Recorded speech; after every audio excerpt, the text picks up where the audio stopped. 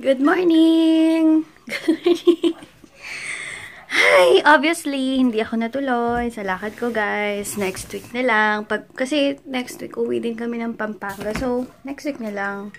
Para hindi masyadong pagod. And, para makapagsimba din ako ngayong Sunday. Kasi, parang ilang weeks na akong hindi nakakasimba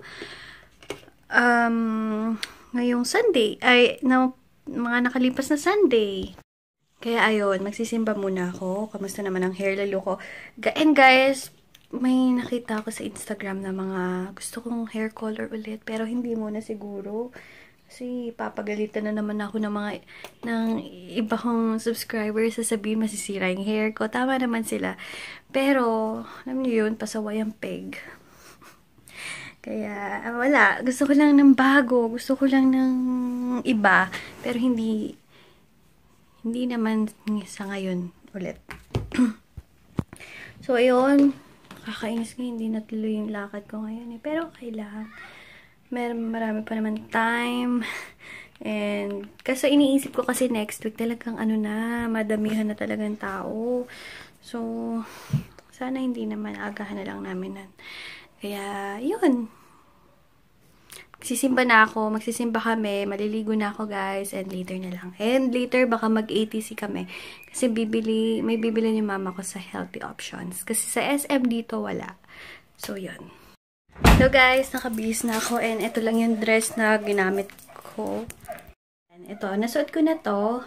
And i-post ko din to na sale sa aking YC Bangkok Boutique. Abangan nyo yung batch 2 guys. Kasi, ayan, isa to sa mga, pang simba talaga siya. May garter siya dito, and then dress siya dyan. Super pretty nito. And, pakakawalan ko na to.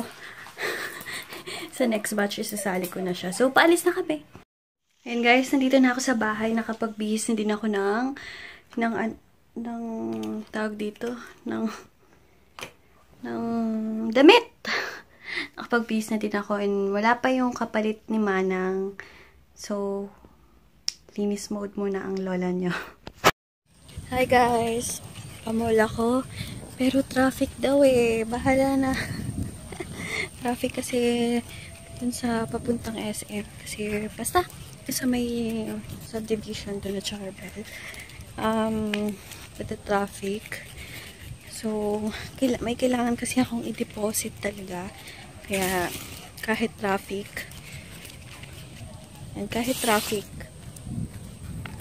Gora-Gora bells. Yan yung trabaho ko. Wait lang. Hawak ko yung oras ko, pero pag kailangan ka talagang nandun, or kailangan talagang mag-deposit, wala kang excuse dapat. So, yun. Sige guys, later na lang. Sa pagmamadali ko guys, nakalimutan kong mag-relo tsaka bracelet. Mamadali kasi ako.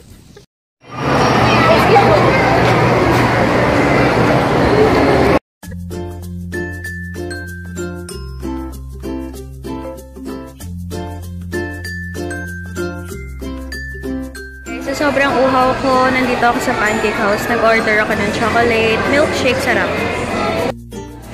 Isa pa tong mga to. Ba't kaya hindi sila sa private? Ano? Ayan, na-enjoy ko yung milkshake sa Pancake House. Punta akong LBC ngayon. May kukunin lang ako. Nilagyan ng water. Hey guys, nakabili ako ng bubble wrap. Dinamihan ko na kasi madami akong ipapak tomorrow. Yan mo, pa isa-isang metro lang yung nabibili ko. Gusto ko na nga sanang bilhin yung or i-avail yung sinasabi ni Sis Muffy. Kaso naman 4 na rolyo or 3? 4 na rolyo. So 400 meters yun. Wala naman ako space. So yun, kaya pwede ko naman sanang i-avail. Kaso walang space. Nakakaloka guys, nakalimutan ko palang nakalimutan kong i-public ba naman yung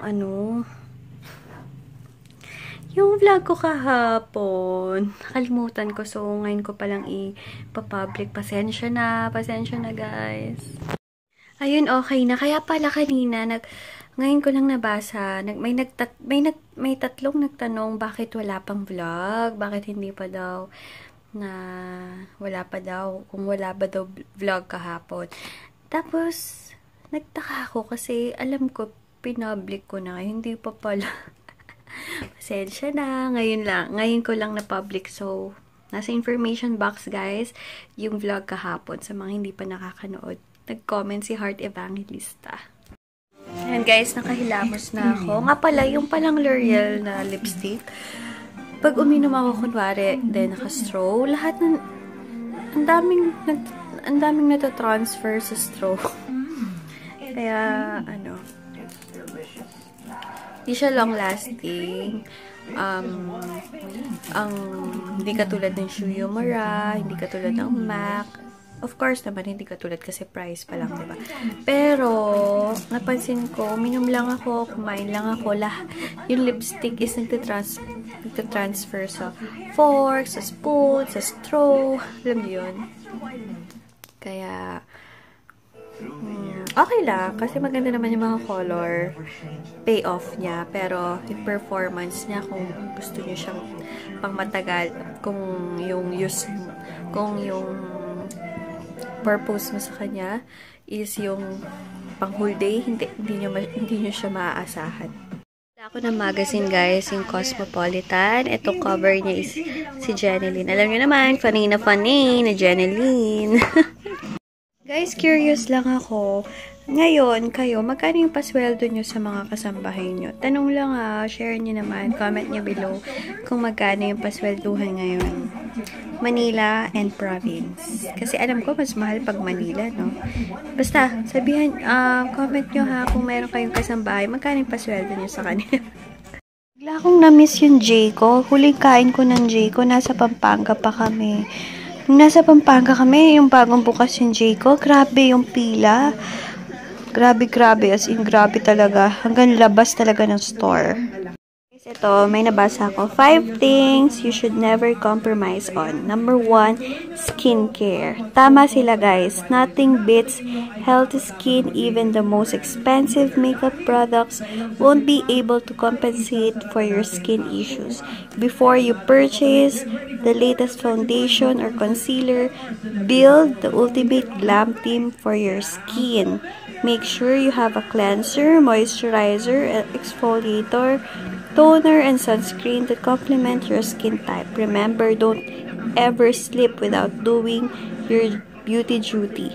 We promise a good routine. We will keep the unwanted blemishes and wrinkles at bay. 20 years from now, you'll thank yourself for it. Tamang-tama. Parang nice to. Itong sa EB Advanced Cheek Color. Ito daw yung mga pinakamagagandang mascara. Itong sa CoverGirl. At sa CoverGirl Lash Blast Clump. Oh my god, ang labo. Hindi ko makita masyado. And then itong sa L'Oreal Mishmanga False Flash. Saan to? Sa L'Oreal din pala to. L'Oreal. Ito sa The Face Shop. Ito daw yung mga pinaka-the best na mascara. And then ito, ano ba to? Ito sa sa The Face Shop. And then Tony Moly, Maybelline, Etude House, and Everbelen. Ayan. Basta yan yung mga the best mascara daw dito sa Philippines. Ito, 500 pesos tops. Ayan guys, mag-good night na ako sa inyo. Tomorrow na lang. Thank you for watching. Good night.